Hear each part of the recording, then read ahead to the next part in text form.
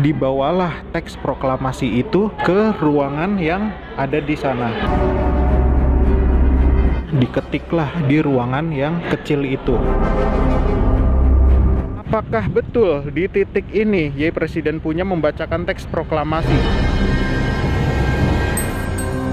Atas nama bangsa Indonesia, Soekarno-Hatta.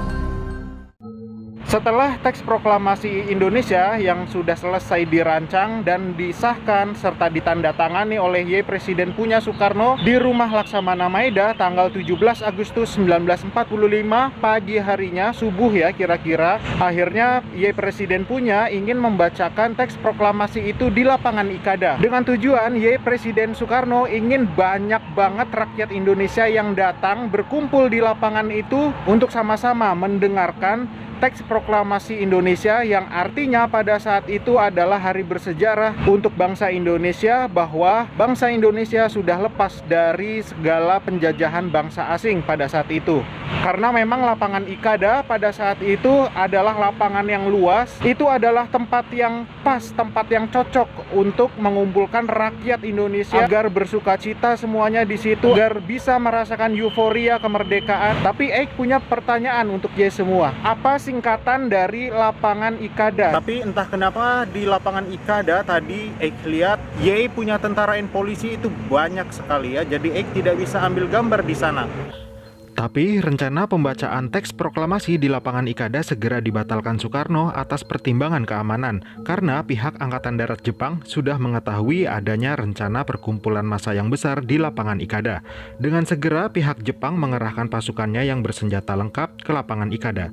Soekarno pun dengan mendadak mengubah pembacaan teks proklamasi ke rumahnya di Jalan Pegangsaan Timur nomor 56 untuk membacakan proklamasi. Dan ketika akhirnya Presiden punya Soekarno sudah kembali ke rumahnya di Jalan Pegangsaan Timur ini, Presiden Soekarno ingin menunggu Pak Muhammad Hatta untuk sama-sama membacakan teks proklamasi Indonesia atau menyaksikan lah ya. Jadi ketika itu Presiden Soekarno sempat sakit, badannya demam ya.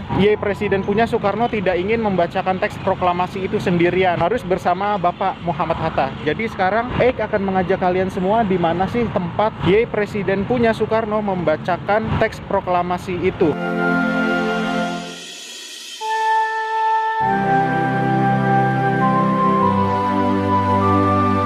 Nah teman-teman, jadi di depan kita ini adalah tugu ya, yang di atasnya ada lambang petir ya, seperti lambang PLN punya perusahaan ya. Di situ ada tulisan, disinilah dibacakan teks proklamasi ya. Berarti Presiden punya pada saat itu membacakan teks proklamasi Indonesia di titik yang ini ya. Jadi dulu ini adalah teras rumahnya Pak Soekarno. Nah tapi apakah betul di titik ini Presiden punya membacakan teks proklamasi ya? Ada beberapa sumber juga yang mengatakan bahwa sebenarnya di lokasi itulah Presiden punya Soekarno membacakan teks proklamasi.